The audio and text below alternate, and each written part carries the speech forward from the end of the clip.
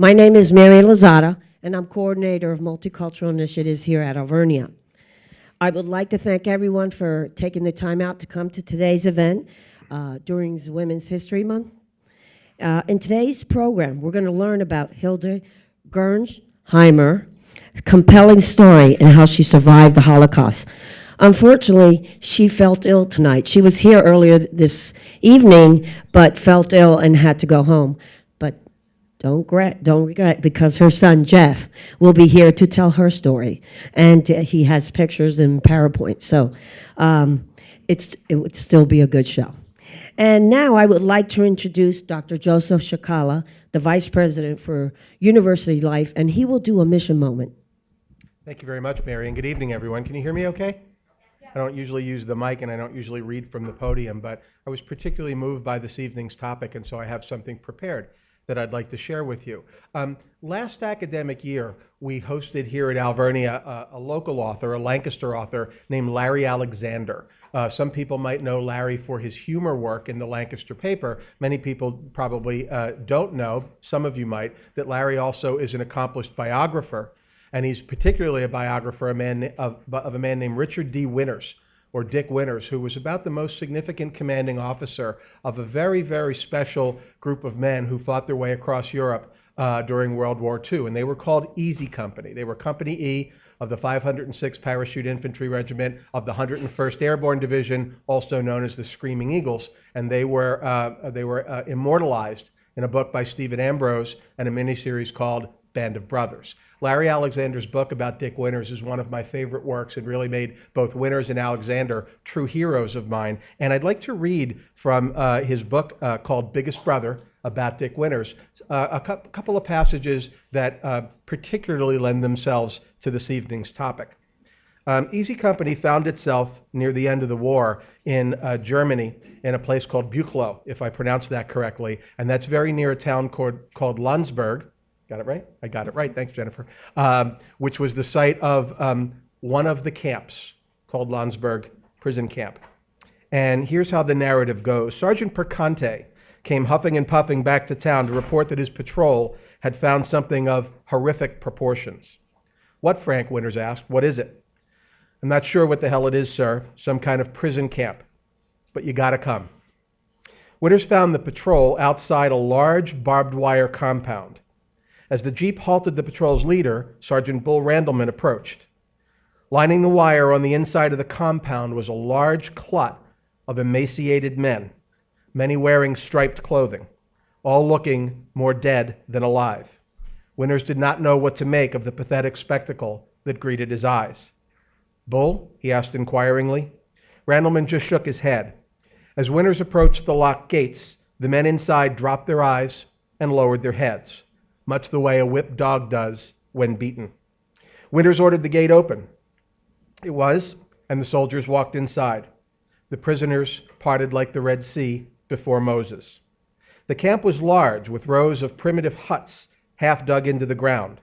These huts were 5 feet high and 24 feet long, so a man could not walk inside without hunching down.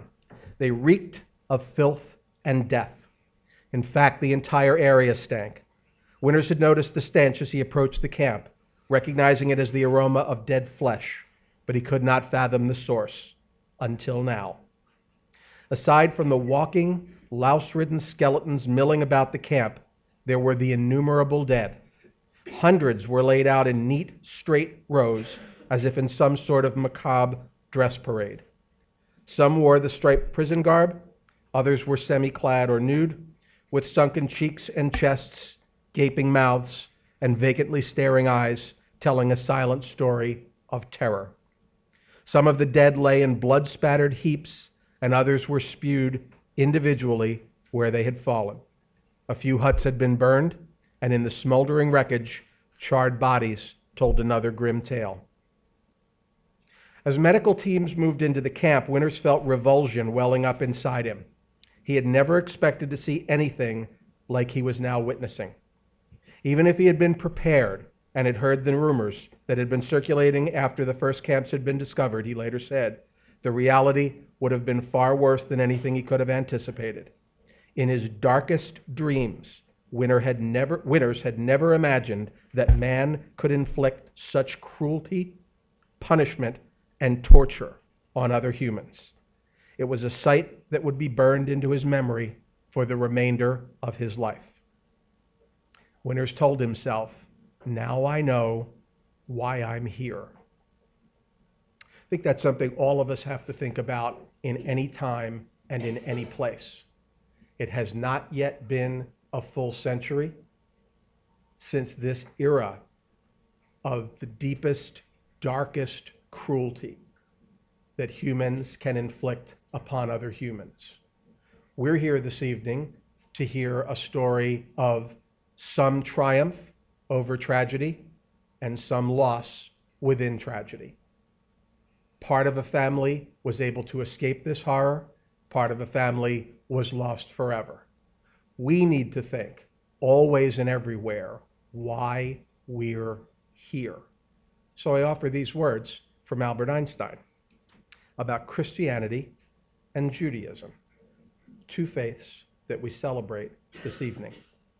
If one purges the Judaism of the prophets and Christianity, as Jesus Christ taught it, of all subsequent additions, one is left with a teaching which is capable of curing all the social ills of humanity. It is the duty of every man of good will to strive steadfastly in his own little world to make this teaching of pure humanity a living force so far as he can.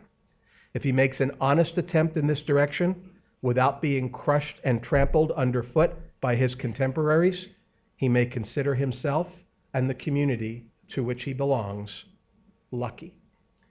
Those teachings are in the form of what Christ called in Matthew's gospel the greatest commandment, of which there were two, one of which came from Deuteronomy in the Old Testament, the other came from Leviticus. Love the Lord your God with all your heart, with all your soul, and with all your mind. This is the first and the greatest commandment, and a second is like it. Love your neighbor as yourself. We're here tonight to remember a time in which people didn't do that, and we're here tonight to perhaps make a good step forward as people who will do that.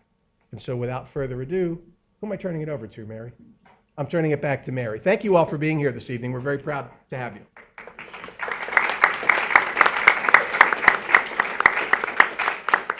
And now I would like to introduce Jennifer Goss, and she is the coordinator of Albright College Holocaust Library and Resource Center. And she'll be introducing our guest speaker. Good evening. Mrs. Lalada asked me to speak to you tonight a little bit about the center. The Holocaust Library and Resource Center is located at Albright College, and it was founded in 1993 as a joint venture between the Jewish Federation of Reading and Albright College. Our mission is to educate the community about the events of the Nazi Holocaust and to help students, community members, faculty at Albright, as well as students and teachers at area high schools and students at other universities in this regional area to explore resources to learn more about this event in history. At the center, we're blessed with nearly 3,000 print volumes about the Holocaust and other world genocides and nearly 500 audiovisual resources. We have nearly 36 survivor testimonies, including a 4-hour testimony from Hilde Gernsheimer, which you're all welcome to come and see. We also are blessed with testimonies from area liberators of the camps, and we also have many artifacts that have been donated to the center, including some artifacts from Landsberg concentration camp from the 10th Armored Division when they went in to liberate. So we're in the second floor of Gingrich Library, and our hours during the week are Monday through Thursday from 3:30 to 6:30, but we're also welcoming people by appointment. You can find more information about us on Albright's website, and there's also some brochures down here on the front table if you're interested in learning more about the center. I was also asked to speak tonight a little bit about the center's first director, who was close to many of us that were part of putting this program on. Dan Tannenbaum became the coordinator of the center in 1995 when he retired from his position with the Jewish Federation of Reading, where he was the executive director for many years. Dan worked at the center until his passing last December, and had provided Mrs. Lozada, myself, Mr. Gernsheimer, and others in this room as an invaluable resource in Holocaust education. So we're grateful to be here tonight to continue his work and teaching you all about this one event in history. Thank you. And I'd like to actually turn it over to Jeff Gernsheimer. I forgot I was introducing him as well. Jeff is one of Hilde's twin sons. Jack is the other. And Hilde is also blessed with a daughter, Sharon. And Jeff has recently started telling his mother's story. And I know that you're all in for a treat tonight because he's even brought along some audio visuals to show you a little bit about what her childhood home was like, what her childhood was like, and her life after the war. So here's Jeff. Thank you, Jen. Thank you, Mary, Dr. Shikala. Thank you so much, Alvernia. This is such an important event, and I really appreciate the opportunity to tell my mom's story. It's Women's History Month. This doesn't jive too well, but hey, I'm here, I've heard it, and I really appreciate everyone coming out to hear this sort of remarkable story. And it's something my mom didn't really talk about very much when we were kids. We knew what happened to our grandparents and our aunt, but we never really thought about it. It's almost like, yeah, that's what happens to everyone's grandparents and aunt. And the older I get, the more amazed I am at what had transpired, and the more I realize, and Mom realizes, how important it is to talk about it. It's rather difficult for her. She apologized profusely for not being able to be here. She just couldn't do it, but she knows how important it is. And so let me begin by just saying that she was born in Kloppenburg, Germany in May of 1926. Kloppenburg is a relatively small town in northern Germany, near the Dutch border, near the North Sea, not too far from Hamburg. Primarily a Catholic community, and it's about the size of Hamburg, about 30,000 people. My grandfather was a horse dealer, and they lived on Osterstrasse. It's the house sort of in the middle, the house beyond the one with the awning, and that's where they lived, and there was a stable behind the house. And my grandmother was a mother of 4 daughters, so she was a very busy woman, and a remarkable woman, I think. And my grandfather was a very well-respected horse dealer. He dealt with labor horses, and people from all over Germany would come to buy horses from him. He was well respected and very successful. They had a really comfortable home, and Mom remembers a very warm, loving home with, again, they had the means to enjoy themselves, and while they, I think, led a rather simple life, it was a very good life. She, again, grew up in this little community, and she was the third of 4 sisters. Her oldest sister, Edith, which is the tall one, who's the tall one in the back, was about 4 years older than her. The one on the left, Aunt Ruth, was 15 months older than Mom, and her little sister Ilse is in the middle there trying to control her laugh. And I think that was something that they prepared for their father's 50th birthday, that particular picture. And this is the family. My grandfather on the left, my grandmother on the right, and my mom right behind my grandfather, and my Aunt Ruth down below, my Aunt Edie, and Aunt Ilse. There's Mom and Aunt Ruth on the horse, and that's Mom with her grandmother. They, believe it or not, again, it was a largely Catholic community, and my mother went to a Catholic boarding school. I think her parents felt it was a great education, and it worked out very well until 1936, when the nuns came to my grandmother and said they were very upset to tell her that they were no longer allowed to educate the girls because they were Jewish, and Jewish children were no longer allowed to be educated in any type of public school.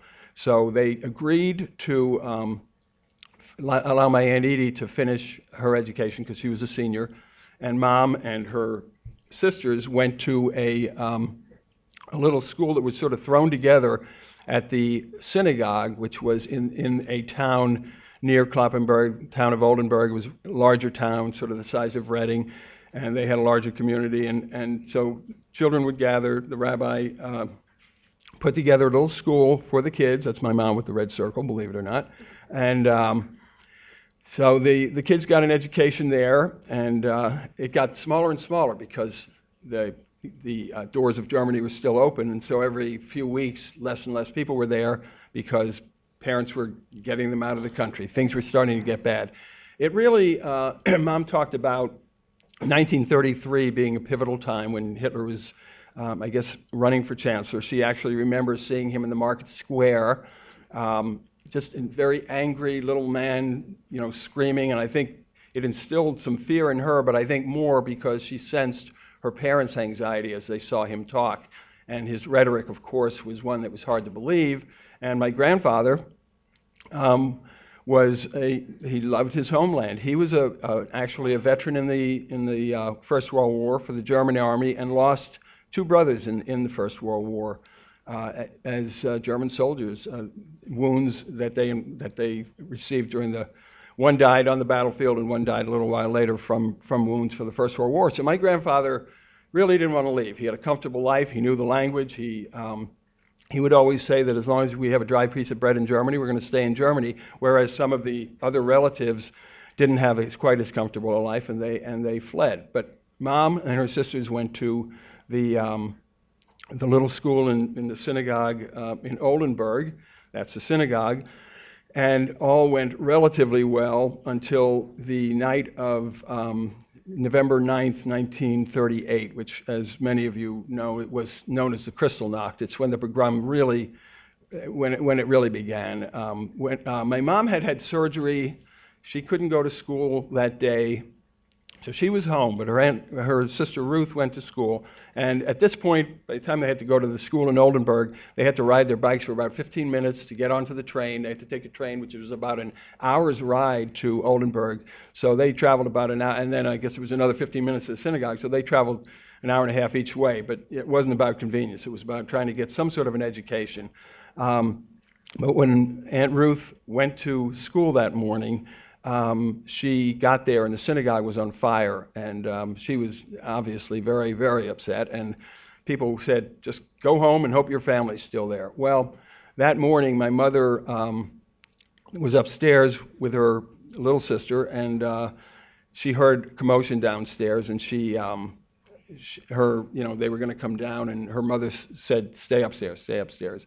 And she looked out the window and she saw soldiers arresting her father. They didn't really even give him a chance to tie his shoes. They sort of drug him away. And again, I understand because he did return after that they were apologizing, but they were following orders. So that's the last time she ever saw her father, certainly unbeknownst to her. But the Kristallnacht pogroms were again when things really got bad. The synagogues around Germany were burned. In fact, the little synagogue in their town was burned. Many stores, many businesses, many homes were smashed and burned, looted, and many of the men were arrested and taken to concentration camps. And my grandfather, along with, again, most of the men, pretty much all of the Jewish men from about 15 or 16 were arrested that morning, And again, my grandfather didn't want to leave, but at that point he realized whenever we could, we will. And so he was able to somehow get a note to my grandmother saying, send the children on a trip. That's pretty cryptic, but she knew exactly what he meant. And so she went to the synagogue and heard about this kinder transport that was happening in the UK, in Great Britain, and they were going to take 1,000 children, and ultimately I think they took 10,000. But this is such a small percentage of the Jewish children in Germany. And my grandmother was brave enough and able enough to get my mom and her second oldest sister, my Aunt Ruth, onto the kinder transport. So a couple weeks after the Kristallnacht, they were on one of the first boats out to England. And it's one of those things that I knew all my life, but I'm still amazed more and more to think of the bravery of my grandmother to be able to take 2 of her daughters. My mom was 12 and my Aunt Ruth was 13, and put them on a train and send them away completely on their own. And without, I think they were able to take one suitcase, and there they went. And so the voyage, Mom talked about how difficult it was, of course, to say goodbye, but she said the voyage from Hamburg to Rotterdam, and then they got on a boat in Rotterdam and went across the English Channel that night, and she said it was definitely the worst night of her life. She said between homesickness and seasickness, and Aunt Ruth and she were both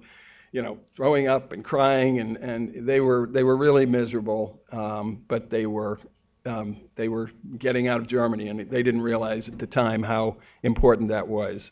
When they got to Harwich, England, they went to pretty much to these summer camp type of homes that didn't have any heat, but they, the English were very good to the children. They brought them hot water bottles, and they, sort of introduced them to a lot of different food that they didn't know, but they were liberated, and they ultimately decided there was people were coming all the time to get these kids from the camp and give them some sort of home and shelter. And about 10 days later was a man who came from northern England, from Yorkshire.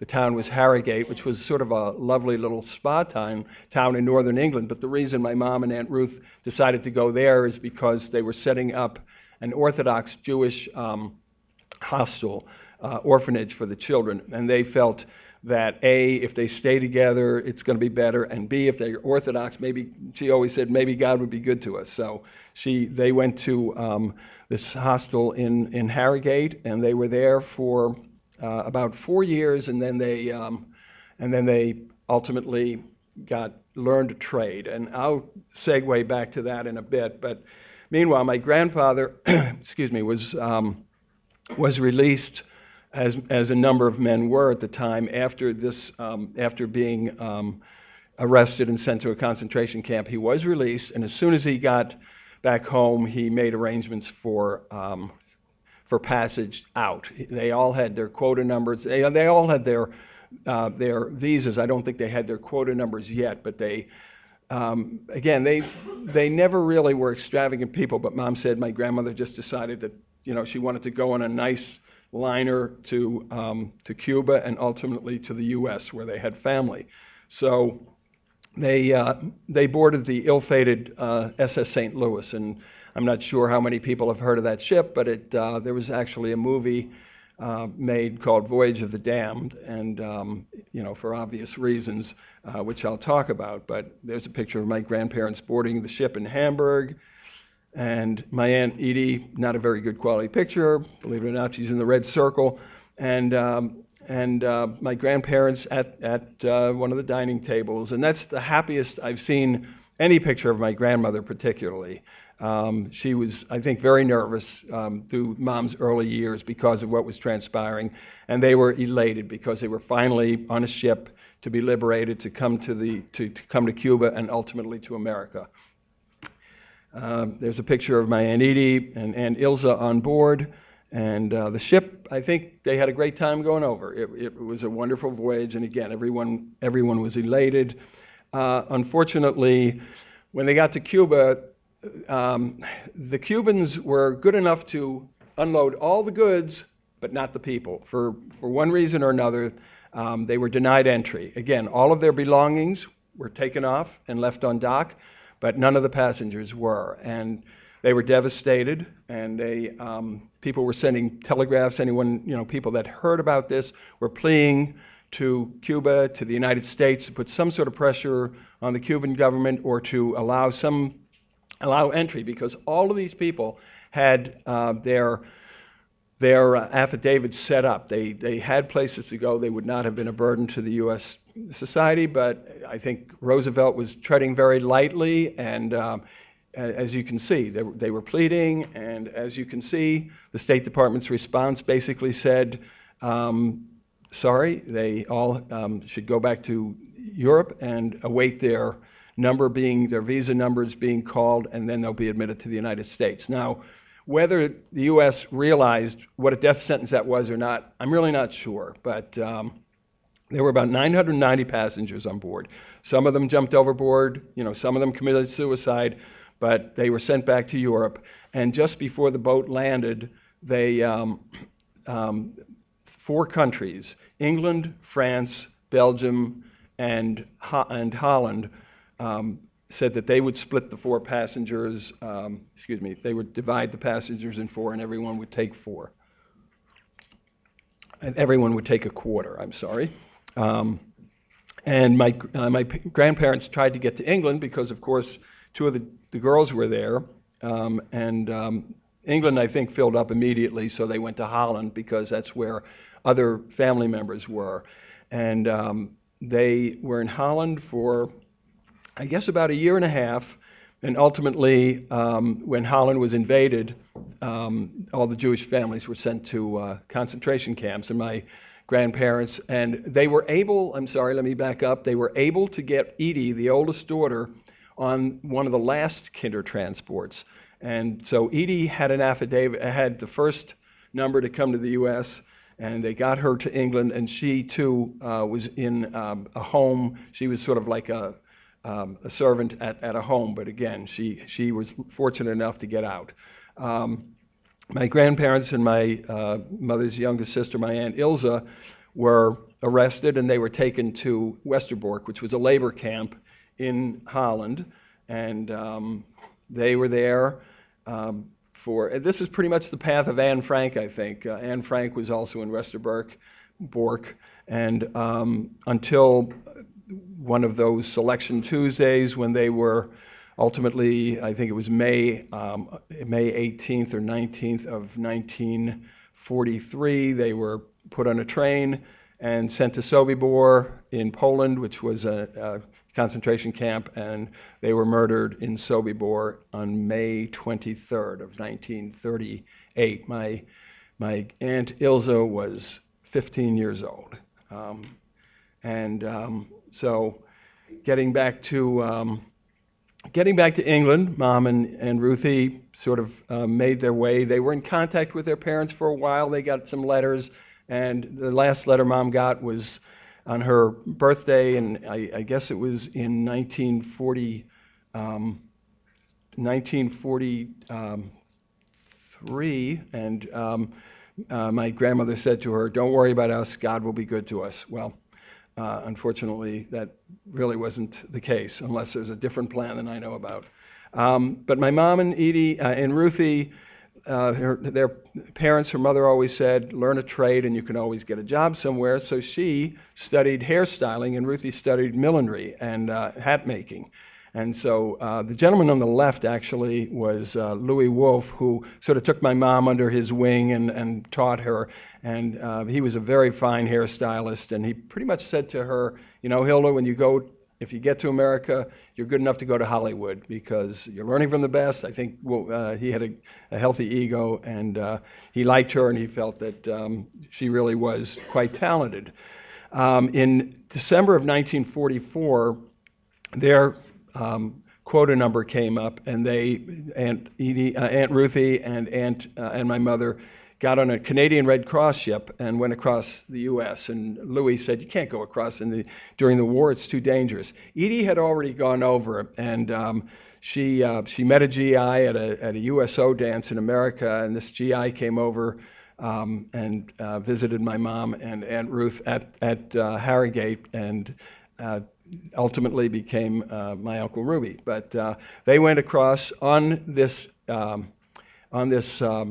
Canadian Red Cross boat in December of 1944. They arrived in Halifax, Nova Scotia in January of 1945, and Mom said there were blizzards, and they had nothing at that time. They didn't even have warm winter coats, so they were pretty cold and pretty destitute, but they were free. And they found out afterwards that this was a convoy of about 12 ships, and 2 of them were sunk across, going across. So it was a pretty dangerous voyage, but they were young, and they were just anxious to get over and see family. And they really didn't know the fate of their parents at that time.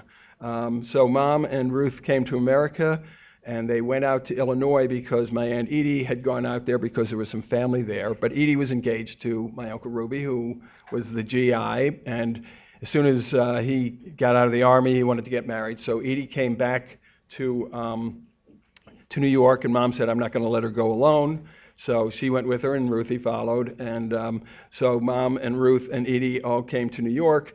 And Mom needed a job, so she just thought, well, you know, I'm going to start at the top. And she actually went on Fifth Avenue. And I don't know how many of you, I'm sure some of you have heard of Helena Rubinstein, but she went into the salon. And they said, well, let's try you out. And, you know, they never said, don't come back. So she worked at Helena Rubinstein, which was pretty impressive. And she was there again, she was there in 1945 and with Ruthie. And she went to a German Jewish synagogue in Crown Heights in Brooklyn because people spoke German, although Mom really spoke English very well at that point. They trained them at the synagogue school, and of course, growing up largely in Northern England, her English was a lot better than her German, but she felt comfortable because there were a lot of immigrants there.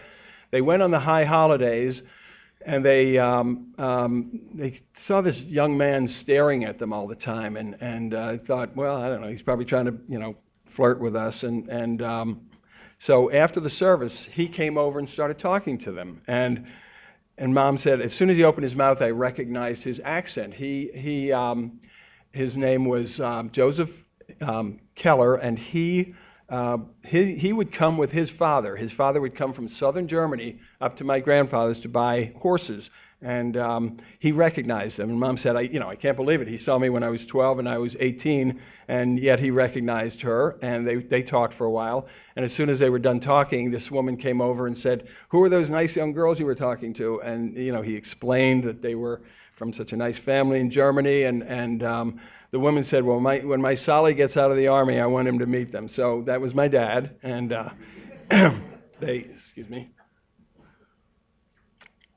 So my grandmother finally convinced my father, who lived in Pennsylvania after the war, to come up to a synagogue dance in January of 1946. And I think it was pretty much love at first sight. My parents were engaged in February of 46. They were married in March of 46. And my brother and I were born in December of 46. And do the math. It was good, but they didn't waste any time, that's for sure. So that's my dad and my mother, March 31st, 1946. And my mom found out officially in 1950. My Uncle Ruby sent a letter to the Red Cross trying to find out the fate of her parents. And the letter pretty much speaks for itself, talking about the date and, you know, it's being sent to Sobibor, 21st or 23rd, whatever that is, of May 1946, believed to have been asphyxiated. So that's when she first really knew, you know, the fate of her parents. Again, December of 1946, there we were, and I think that was about a year and a half, about a year and a half afterwards. But that's my beautiful mother with her crazy little guys, and in August of 1951, she had a daughter, my sister Sharon, and she came to Bernville and lived in Bernville for about 60 years, and remarkably, very few people knew her story. You know, it was one of those things you just didn't talk about. It was difficult to talk about. She never thought it was an important thing to talk about, and now she realizes again how important it is.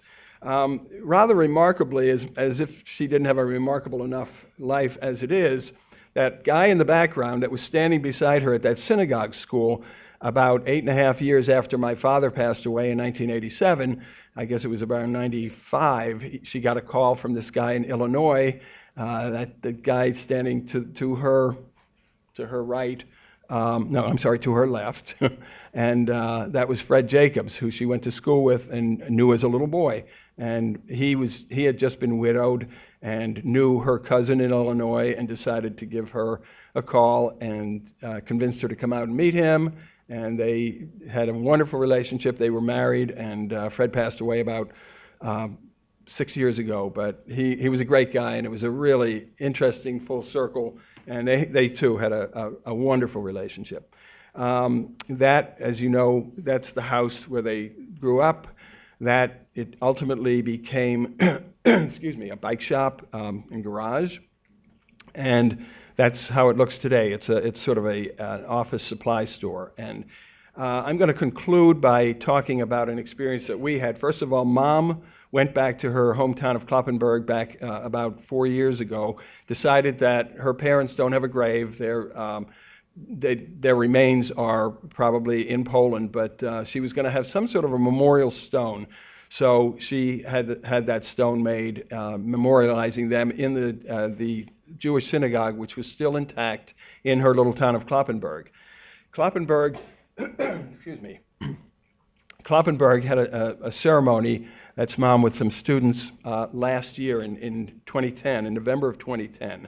They had a ceremony. That gentleman, Gunter Dunbar, I think his name was the artist who conceived of these Stoppelsteins, these stumble stones, and they are now being put in many, many, many towns throughout Germany. And this was in November, Kristallnacht of 2010. They invited us back to see the stones being set in front of my mom's, what once was my mother's home, and other people in Kloppenburg. And Mom, it was a very interesting trip, a lot of mixed emotions, but excuse me, we greatly appreciated the gesture, and that some people are trying to remember and keep that word alive. And that we met some wonderful people when we were there.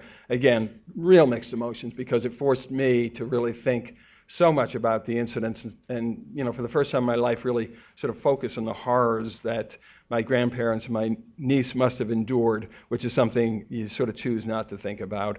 But these Stoppelsteins now stand in front of the home, and you can see they tell the fate of the various people, like with my mother, Hilde Gernsheimer.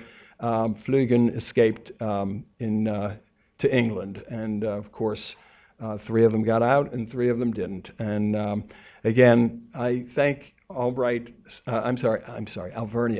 I thank Alvernia so much for inviting me to tell this story. I hope I didn't leave anything out. I didn't have my fact checker here, my mom, nudging me if I forgot something. But Vimeo, I have a video that we put together where Mom is actually speaking, and it's about 29 minutes. And if you want to go to Vimeo.com and type in Hoppe, search Hoppe or Jeff Gernsheimer, you'll find the movie, and you can certainly see it in her own words, and you can share it with family and friends if you feel it's worthy. But again, she is so sorry that she couldn't be here. I hope I did the story justice, but I'm very happy to answer any questions at this point. So if anybody has any questions, we'll pass the mic around. Just raise your hand, we'll get to the mic.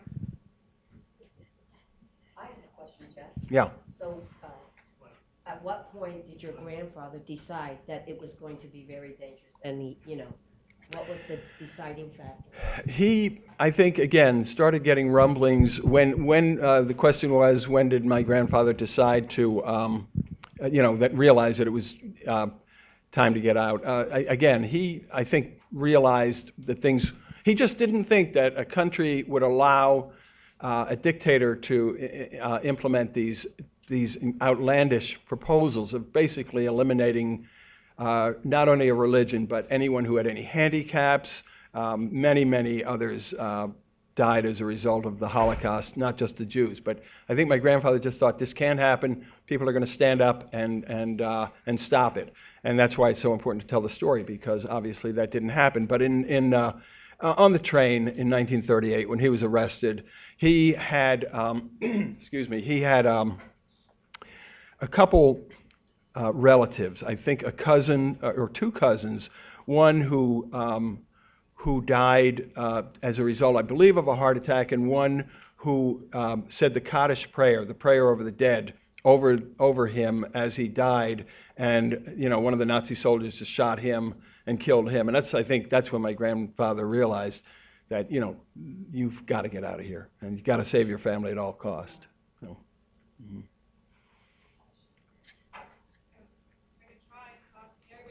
Yep, I can. Okay. I was wondering how your father got out of, he was in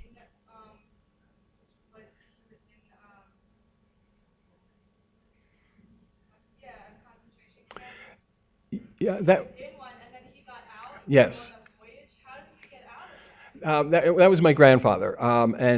What happened was, again, at the Kristallnacht, all the Jewish men were arrested, but that's before the war really broke out. And I think a lot of them were allowed to go home after that, after a point. It's a very good question, and it's one Jen might be in a better position to answer. But again, I think a lot of guys got out. He did, and tried to flee the country. Some were successful. He wasn't. When Kristallnacht occurred, they actually arrested mainly wealthy Jews in the towns, essentially with the idea of ransoming them. So that way, when they were leaving the country, they had to surrender most of their valuables and the bulk of their bank accounts, and they were allowed out of the camps if they agreed to book passage. So the Nazis knew that by arresting the wealthy Jews in the town, that they would then turn over their valuables in order to escape. So that was the case here with Carl as well. Well, I just learned something, and that's very interesting. As I said, when I went back, it was emotional in a lot of levels, because when we went back to Germany, they gave us a tour of the town, and they said this was Carl Siemann's land. Now, not only did they steal his life, they stole everything. And I know we went to another house that my uncle Julius lived in, and we found out that he sold that house to a Nazi officer for 1 mark. Now, a mark is less than $1 at the time. So that's pretty much what happened to their belongings. If they were lucky, they got out with their lives. My question is, did your family... Hi. I was wondering if your family maintained their faith when they came to America, or did they convert to another faith to try to assimilate to an American lifestyle? That's another very good question. They maintained their faith. It's sort of remarkable, I think, in a way. We moved to Bernville. My dad actually lived in southern Germany and had nothing, and so he got out in 1934. He was drafted into the U.S. Army in 1940, and he was supposed to get out on December 8th of 1941. Not a good date to get out, because December 7th, Pearl Harbor, and he went overseas for another 4 years. But when my parents weren't Orthodox, but as they were in Germany, but we were bar mitzvahed, and they definitely maintained their faith. They tried to assimilate. We didn't talk, we always whispered when we talked about Judaism in Bernville, and tried to keep a very low profile about all of that. But we grew up there, we integrated, and I think one of the nicest things that anyone ever said to me was the morning after my dad died, and one of the gentlemen came up and said, "Your family is one of the reasons I'm proud to say I'm from Bernville." And, I think my family did a good job of sort of assimilating and conducting very ethical business practices, and was very respected in the town. So we didn't change our religion, but, we assimilated to America, or they did, and we were born in the Reading Hospital, so we certainly did.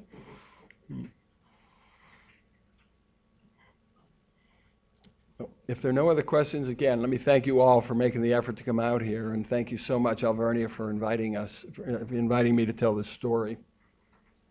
And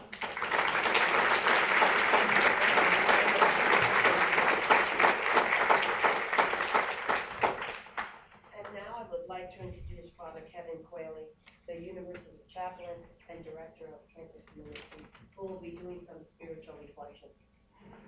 Okay. Yeah, I'll only take a moment of your time, but maybe just to end with some thoughts, since we're a religious-based institution, to think about what it means and how it applies to us. Too often we think of these events as history, and I know that even before she left, Hilde was apologizing to the students who were here. "Please, I can't stay, I'm so sorry." But as I was listening, and I heard that when she was young, she saw Hitler. And she saw him in that town square. I had dinner tonight with somebody who watched Hitler give a speech. It's not that far away, and the cruelty is just beyond belief. I remember my first knowledge of it came from real knowledge came from a novel when I was about 19. I was reading Exodus by Leon Uris, and he had many graphic scenes about what was discovered in the camps afterwards. And I remember thinking the words that ring through the ages, "never again," thinking them myself when I learned about that, and came to know more and more. And one of the books that influenced me a lot was Viktor Frankl's Man's Search for Meaning. And something that I read comes from the New York Times last month in February, and reminds me of some things that he said about how people lived by keeping hope going. And Dorit Novak, the director of Yad Vashem Memorial and Museum's International School for Holocaust Studies in Jerusalem, said this in the New York Times, February 15th. The Holocaust shows not only how low humanity can go, but also how high it can go. Someone in a camp who shares his last piece of bread with a friend sheds light, new light, on the word friendship. And I think we have to think about that. I applied that in a small lesson, and if you're on the portal, it was the mission moment for today, but I thought it was really, really important. Today, whatever happens, I choose to forgive. I choose to love instead of hate. I choose to show mercy instead of punishment. I choose to build up instead of breaking down. I choose to encourage instead of criticize. I choose to care instead of harm someone else. I choose to show others that God is alive in me, and not just in me alone. I pray, God, be with me in all things today and help me in every situation. That was by a man named Nathan Haddock, but it was posted on the Poor Clares website. Poor Clares are an order of Franciscan sisters founded by St. Francis and St. Clare, and who are still around today. And as you know, we're a Franciscan, a Catholic university in the Franciscan tradition. So as you know, just to close, I think of that. What it means is that I can rise above. I can examine myself. I can choose to do the good, choose to do the right, choose to love, choose to live out my faith, and you yours, whatever it is, because at the depth of our faiths, they call on us to be good and caring and loving and, you know, and just, and not to let awful things happen. And sometimes people suffer for standing up to say these awful things shouldn't happen. And hopefully those are the kind of things we're learning to do. Thank you. God bless you, and thank you for being with us tonight.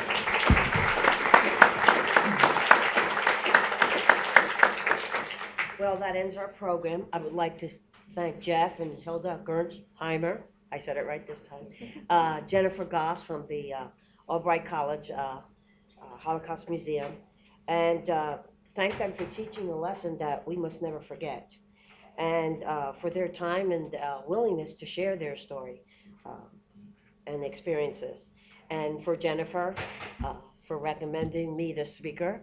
And if you ever get a chance to go to the Albright College Holocaust Library and the Center, Resource Center, it is a wonderful place. And you know, I was there. I graduated from Albright, and they have such a wealth of information there and speakers and so on. So if you ever get the chance, go to the Albright College Holocaust Center. And all have a good night.